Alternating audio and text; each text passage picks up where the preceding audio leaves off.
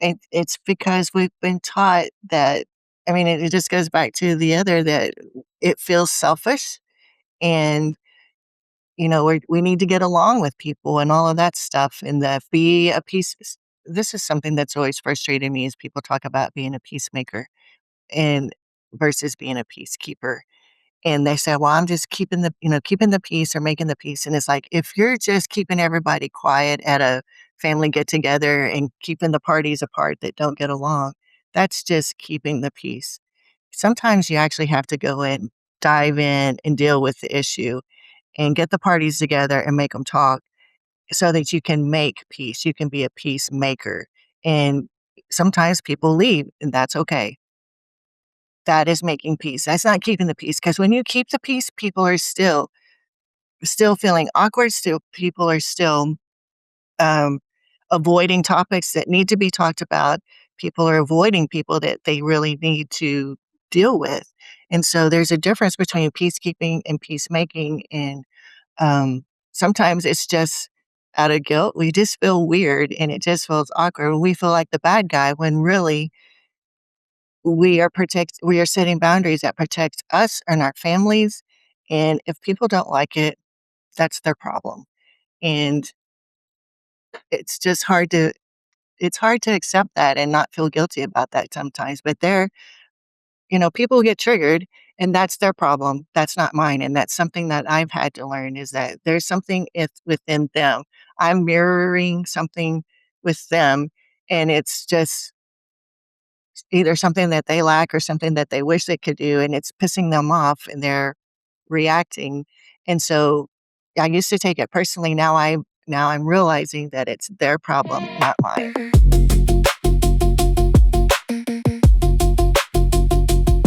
Welcome, everybody, back to the Sean Trace Show. I am your host, Sean Trace, and I have an awesome guest with me today. Would you like to tell people who you are and what you do? Hi, I'm Drenda Thomas Richards, and I'm a speaker and a belief disruptor, and I talk a lot about BS, beliefs and stories that people have that keep them stuck. That's awesome. I love that. And I love that you're a belief disruptor. Talk to me about what is a belief disruptor, because it sounds awesome. And I think I have an idea, but I'd love to hear you tell me. Yeah, so a lot of people have beliefs and they don't realize it's beliefs, it's keeping them stuck. They keep sabotaging their best efforts. They don't really understand why they keep either doing the same thing over or they'll try something else and it works for a little bit, but it doesn't get them where they want to go. And so what's really happening is that there's some beliefs that are running in our subconscious mind that are holding us back or keeping us stuck or helping us sabotage. And we've got to recognize those and then work to release those. Mm, that's awesome. And it's important to recognize them. I was thinking about that the other day, that so often we don't know what are the things that we have to let go of, and you have to process that because what was that saying, throwing out the baby with the bathwater? Like, if you haven't differentiated what's good and what's not helping you at that time, you don't really know what to kind of clean out of your space. But I wanted to ask you this because you talk a lot about BS, which awesome means beliefs and stories. What are some of the biggest false stories people unknowingly tell themselves throughout life? Gosh, there's a lot. And yeah, most of our beliefs and stories, the BS, are real BS, like you were saying. Yeah. But yeah, a lot of times we say, I'm too old or I'm not old enough or it's not right. It's not the right time. And so it sounds logical and safe that, oh, it's probably not the right time because I have this or that, or I need to get more education or more certifications and stuff. And it's not really that. It's, do you believe in yourself? Are you going to bet on yourself? So even going into the gym, what are people going to think? There's so many things that getting healthy costs too much. I mean, there's so many things that are just that we think are natural or logical or rational, and it's really just BS. Right. Right. I was thinking about that. My daughter the other day, she's 10, and she was like, we were going somewhere, and she was like, everyone's going to be looking at me. And I was like, no one's going to look at you. Everyone's going to be looking at me and judging me. And I said, no one's going to be looking at you and judging you. And we got somewhere, and then no one was looking at her and judging her. And she's like, ah. And I said, most people are thinking about themselves. And, you are an absolute afterthought to them. And not to say that, sometimes they're not looking at us and judging us, but most of the time, that's not how it works. Most of the time, people are caught in their own stuff, and you just have to find your own way, and not deal with their BS. Yeah, for sure. Yeah, I had a similar situation when I was in the gym when I first started going back to the gym, and I was working out, and I'd seen a couple in there, they were young, like 19 years old, and he was working out, and she was just watching him or on her phone, and I kept seeing her stare at me, and then I was on a certain piece of equipment that's very awkward to get into, and it's just awkward to start with, and I knew that I looked awkward because I was trying to figure it out, I was all new, and the more I kept seeing her out of the corner of my eye, and I got to the point where I was just ready to cry and leave the gym. But I Mm. I was like, "Okay, Trenda, put your money where your mouth is. What are you telling yourself? You don't even know what she's thinking. She may not even be looking at you. She's probably staring out the window and not really seeing me. But okay, what if she is looking at you? Maybe she's thinking, I wish my mom would work out. I wish when I get to that age, I hope I'm working out too. And good for that woman. She's trying to get healthier or whatever." And so by changing the story I was telling myself, um, all of a sudden I felt better and I was able to finish out my workout and leave with my head held high. But there was still the voice saying, "But you don't know that she was saying that. She probably was making fun of you." And it was like, I don't care. I don't know what she was saying. So I might as well tell myself a story that's going to serve me and help me and make me feel better. Right? That's one of the things that I was thinking. Even if someone's judging you, even if they're saying things about you, it doesn't really affect you. You can still get out there. When I started podcasting, I had to overcome worries about what people thought about me. My first couple months in podcasting, I was sitting there going, wow, do people, is it cringe? Am I saying the wrong thing? Are people at the end of the day going to think differently of me? And the reality is none of that happened. It was all up here. And the only reactions that I actually had from people were most people were like, hey, dude, that's awesome. You got a podcast. And I was like, I've got four. And they're like, wow, that's pretty, what's wrong with you? I'm like, no, nothing. There's a lot wrong with me, but nothing there. But it was all up here. And I wanted to ask you this because this stuff starts early. And if a 10-year-old, but like so many kids don't have some of those same inhibitions. And if a 10-year-old kid asked you, why do grown-ups get stuck even when they're smart? How would you explain it? Well, I haven't been around a lot of 10-year-olds, but but yeah, it would be like, have you ever had someone say something to you that made you feel less than? When you're in school, did you raise your hand and got the answer wrong and kids laughed at you? And then the next time you were hesitant to raise your hand because the kids were gonna laugh at you. Well, just think about that happening over and over and over for years, and it just builds. And so things that do happen in our childhood can affect our decisions today and can hold us back. They keep us from speaking up in meetings. They keep us because we're still afraid of that kid that's gonna, if we raise our hand and we get it wrong, that the people in the meeting are gonna laugh at us. And it just starts back then and just builds. Going into a cafeteria to sit down at lunch, school lunch, and feeling like you don't belong and wondering what the table is the table gonna accept you or not? Are they gonna laugh at you? And you don't wanna sit by yourself, and that kind of feeds into being a grown-up, and how many grown-ups don't wanna eat alone in a restaurant? I don't wanna be seen as being a solo because I feel like a loser, or people will think I'm a loser because I'm eating dinner alone, and that can always come from, you know, elementary school. Right? I remember the most traumatic years of my life were in elementary school where I was faced with so much drama. And it's interesting that that same inhibition lasted with me so much of my life, And one of the things that for my daughter, we tried to help her not have some of those same challenges.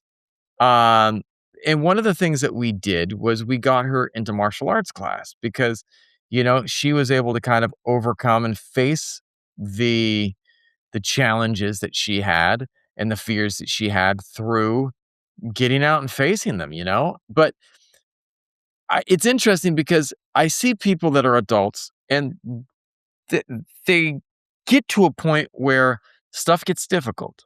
And you work with people through major transitions and identity shifts. Why is change so emotionally difficult for people? I think there's a couple of things, but I think the biggest thing is that we tie who we are to that title or to that thing, and our identity is all wrapped up in that, and it doesn't have to be. You know, Yeah. we it's just we get what we do doesn't have to be who we are, and we get Oh, we get that mixed up. I love that. I love that what you do doesn't have to equal who you are. And that's one of the things that I always like. I ask, who are you and what do you do? And like, I got to remind myself that those aren't the same thing. You can be a businessman and that doesn't mean that's who you are, or Yeah. that you do business and you're not this identity. It's not tied up together. But it's interesting too, because right now, we see a lot of change happening around us, a lot of disruption with AI and with other things that are shifting everything. Why do you think people get stuck feeling so much fear and anxiety around all of this change? So I think, well, everybody's afraid of the unknown, and we're Yeah, worried about the future instead of staying in the present because we can't control anything that could happen or might happen. We can only control what's happening right now, right around our feet. We can't control anybody or anything else. And so when we start thinking about the future, we're not being present and we're worrying about things we can't control. And yeah, then you have the whole fear with AI and jobs being replaced. Um, is what I worked for so long still useful? Am I gonna be laid off and I've got a certain quality of life? Or I just got into the workforce. I just spent 4 or 5 years in college, getting an education, and now I'm going into a place that I may be replaced in 6 months to a year. And yeah. so there's a lot of fear around, am am I even relevant anymore? And that's what a lot of it comes down to, especially with AI, is am I still relevant? Am I gonna be obsolete in 6 months? It's FOBO, fear of being obsolete instead of Uh, FOMO, FOBO. I love that actually. Uh, I want to ask you this because, you know, when I look at I agree. I think that it's this unknown thing that people are worried about. But the reality is we're not worried about AI. We're worried about the unknown. We're worried about what might be. And our biggest fear, I think, is our ability to adapt. Can I adapt to this situation? So I think that a core fear is not just the change, but like our ability to change with it, our ability to get out ahead of it. You know what I mean? And I want to talk to you about this because you've said the problem usually isn't skills, it's beliefs. Can you explain what you mean by that in like simple terms? Yeah, so our skills are where we've built our competence, and we build our confidence based on experience and skills and things like that. But it's still our beliefs that can still hold us back. The belief that I may not be enough, I may not catch on fast enough, I may be replaced, I may not be relevant anymore. It's the beliefs underneath everything that are running that are making our decisions. I love that.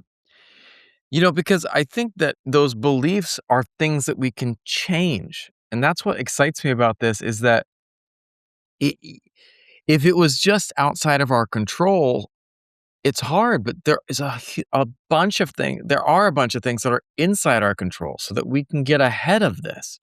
You know, you have the ability to control your reactions. You have the ability to control how you interact with the next steps. And I wanted to ask you this for people that are scared, how do you think they can get to the other side of their fear and their worry? Well, first of all, just become aware that what you're doing, of what you're thinking and what you're saying. And thoughts can pop in our head, but we don't have to dwell on them. But if we're constantly worried about something or fearful of something, just stop. I mean, there's a pattern interrupt. Just clap your hands or snap your fingers or just say, stop it. and that stops that cycle of whatever kind of thoughts are going on. But also, when you do have those thoughts, if you can just stop it and just get quiet and get curious, and instead of looking at it with judgment, get curious and like, well, huh, that's interesting. Where did that come from? And as you become aware, just becoming aware is huge because once you're aware, then you can stop it. But then you can also take the next step and start looking at where did this come from? And sometimes it came from early childhood. Sometimes it came from 10 years ago when you had a performance review where somebody said your emails are too direct or whatever. And so then you're always constantly looking at your emails and making sure that the tone or whatever. Do you think, um, you talk about failure as a secret weapon, and, and I failed so many times. I can't even count the number of times I failed, but yet every single time I failed, it taught me something. It allowed me to grow. Can you talk to me? Why do some people grow stronger through failures while others shut down? Well, the biggest thing with failure is most people point it back to themselves and think that they're the failure instead of, oh, this thing didn't work out like I thought it was. And so it's some you just have to change the perspective of failure. And instead of it being identifying who you are, just saying, well, that was an unexpected outcome. What can we do about it? Was it do I just need to tweak it a little bit and go this direction? Or was it just totally wrong and I need to rethink the whole thing?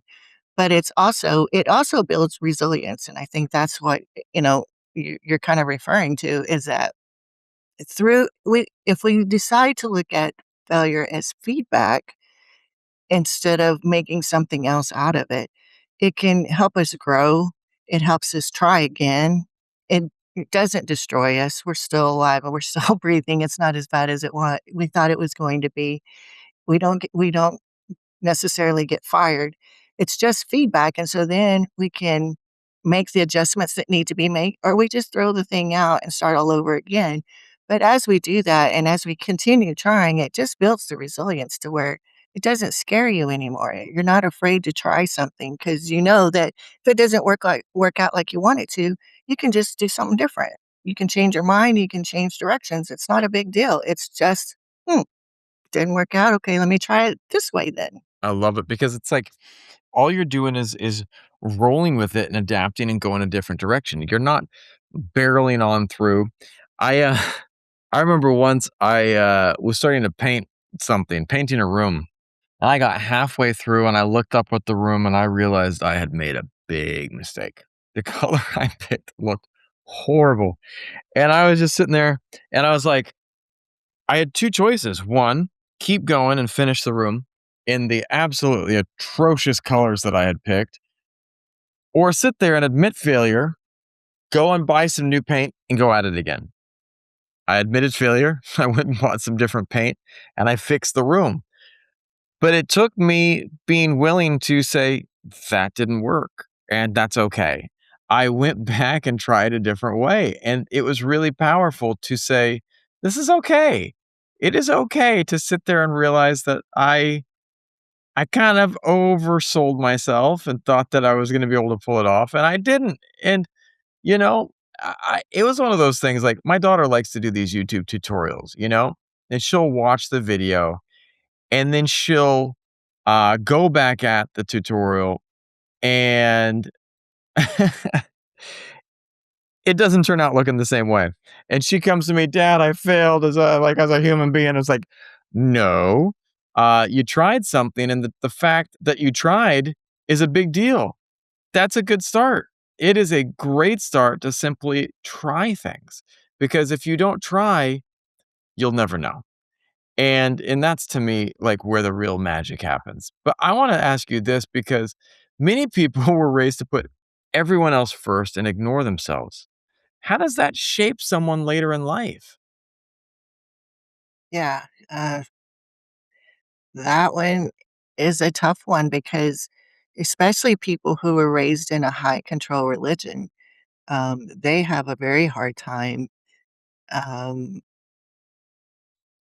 taking care of themselves, learning to say no. But you become a people pleaser. and you just, somebody needs a ride to the airport, and even though it's midnight and you've got to get up for whatever, you say yes, and then you get mad the whole time, and you're mad about it, but you're the one that said yes. But either religion or society or families say family first, family, all this stuff. And so we've been taught, we've been conditioned, we've been programmed from a very early age that, we need to be there for people, and anything else is seen as selfish. And it's not necessarily that the case, because there are times when we do need to protect ourselves. We need to protect our sanity. We need to protect our peace. And there are times that we just have to say no. And no is a complete sentence. It doesn't require explanation, justification, or any of that. It's just no. I mean, if you want to say it, no, I'm sorry, but I can't, whatever, as you work through the people pleasing and stuff. But no is a complete sentence. And it is tough for people. And I still find myself, you know, am I being selfish, or am I being just taking good care of myself? Is it self care, or is it being selfish? But I think it's also when you, if you're being rude about it and hateful about it, that's one thing. But if it's strictly, I need time to myself because I need to rejuvenate. Introverts need more time alone to process things than extroverts. And so if there is something where you need to protect your peace and your sanity, it's okay to say, I can't do that right now. And maybe it's right now. Maybe you can do it for somebody later, do whatever's needed later.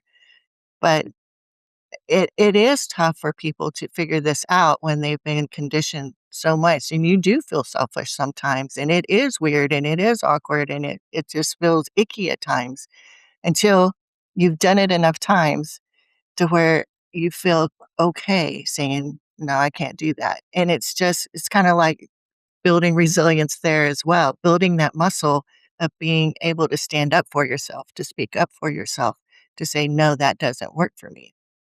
No one is going to be a better advocate for you than you, but you have to learn to stand up and speak and to say something, because so many of us were taught to not. So many of us were taught to be quiet, don't rock the bus, don't make problems, and that just doesn't work well. It might for a time keep things calm. It might for a time keep things from getting out of hand. But, you gotta sit there and see how you can most validate yourself. And you're gonna validate yourself by putting yourself first at times. And I'm not talking about forgetting everyone, but, you know, let's look at it this way. When you're on an airplane and they do that little video, you got to put your own mask on first. You got to go to the gym first. If you're not caring for your own health, how can you have the health to care for someone else? If you're not caring about your own money, how do you have the money to assist someone else? You have to take care of yourself first before anyone else can be helped by you, or you can help yourself, or help anyone else. But I want to ask that, like, what's the difference between then healthy self-care and selfishness? Because we're kind of touching on that here. And I'm still working on that because I was so ingrained that everybody else came first. With my dad was a pastor, the church came first. We couldn't go on vacations on a Sunday, or if we were gone on a Sunday, we had to be in church. So it was conditioned that everybody else came first. My opinions, my feelings didn't matter.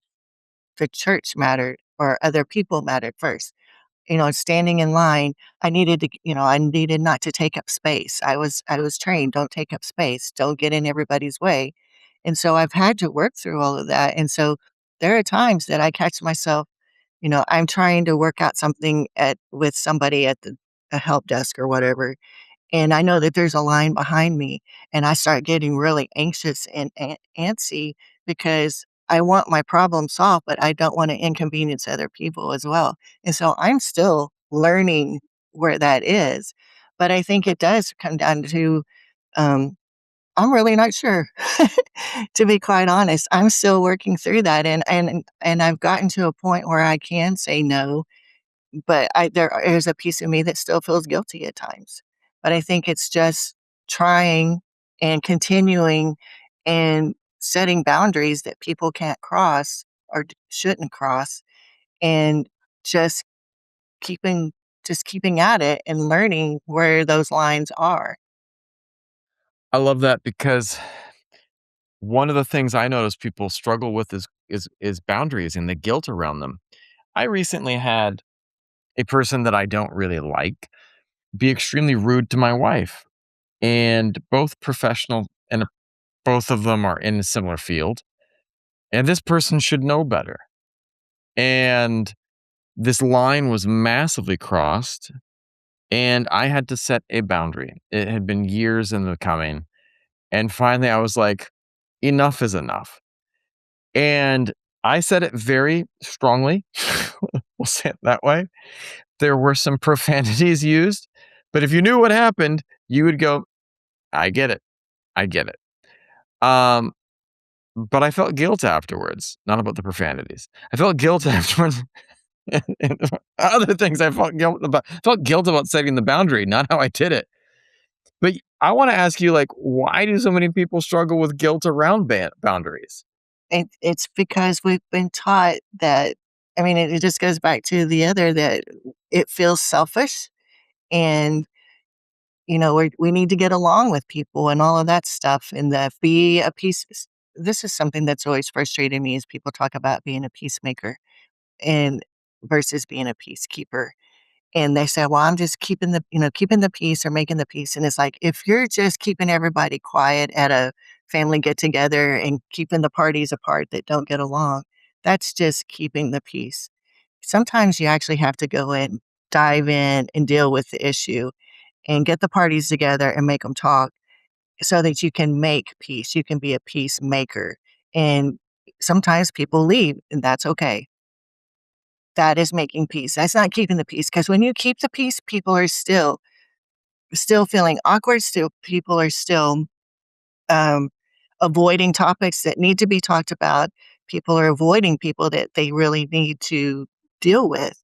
And so there's a difference between peacekeeping and peacemaking, and, um, sometimes it's just out of guilt. We just feel weird, and it just feels awkward. We feel like the bad guy when really we are setting boundaries that protect us and our families, and if people don't like it, that's their problem.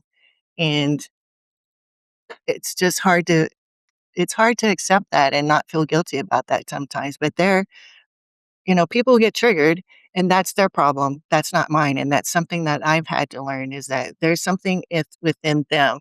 I'm mirroring something with them, and it's just either something that they lack or something that they wish they could do, and it's pissing them off, and they're reacting. And so I used to take it personally. Now I'm realizing that it's their problem, not mine. I like that. And I think that the clear differentiation of what is mine and what is not is a powerful thing. You have to sit there and create that separation, create that differentiation between yours and someone else's, because you can never fix someone else's problem. You might be able to show them a way, you might be able to pick it up and carry it for a time. But if it ain't yours, there's not much you can do. And I want to ask you this too, because if someone right now is listening and they're feeling lost, burnt out, stuck in old patterns, or afraid of what's next, what's the first step toward rebuilding themselves that they can take today? Well, first, just take a deep breath and breathe. A lot of times we're just holding on to everything and we're anxious, and sometimes just taking a deep breath, letting it just exhaling sometimes, because we feel like sometimes in those situations it's like we've been holding our breath for so long that it's finally okay to exhale. And when we exhale, it's just like we can release some things. And then just real giving yourself some grace, and don't put a lot of pressure on yourself. And then start looking at what are some beliefs that are keeping you in those patterns, or keeping you stuck, or keeping you from taking this step forward. Is it fear? Whatever. It's usually related to some type of fear. What are other people going to think? What are they going to say? Am I doing the right thing? All of those things, and just start looking at where what those what that voice is telling you, and then figuring out where it came from, and sometimes just doing it anyway and realizing that you didn't die is enough to get you to the next step. And just realizing that everything has been, is now, and will always be fine. And even though something horrible could be happening right now, ultimately things work out for our good. And just knowing that, what if there is no wrong decision? What if what if I do something and it doesn't turn out like I wanted? Okay, so what? I'll make a different decision. We can always make a different decision, and I think that that's something that we don't always realize. I know I was brought up that you made your bed, you gotta lie in it, and it's like, but do I? Do I really? It's just like with the painting of the room. You painted the room, part of it, but you didn't really like it. You don't have to stay stuck with that paint color. You can paint over it. Or you can sell the house. It can take some drastic measures here, but it's just as simple as, what, I just need to go buy some more paint and put in a little bit more time than I originally planned, and that's okay. And not beating yourself up over it, not judging, and just being okay. It's okay. And I think that's one of the things that I try to remember is that it is okay. It is okay to not know. It is okay to be uncertain. It is okay to figure it out and to be patient with yourself as you do that, as you go through the process of taking it one day at a time and figuring it out. And to not judge the process, to not judge where you're at, to not judge all these steps. And I think that's something that I'm trying to remember is that I've got we all juggle a lot. We all carry a lot. And I don't care who you are, I promise that you're probably carrying more than people around you know.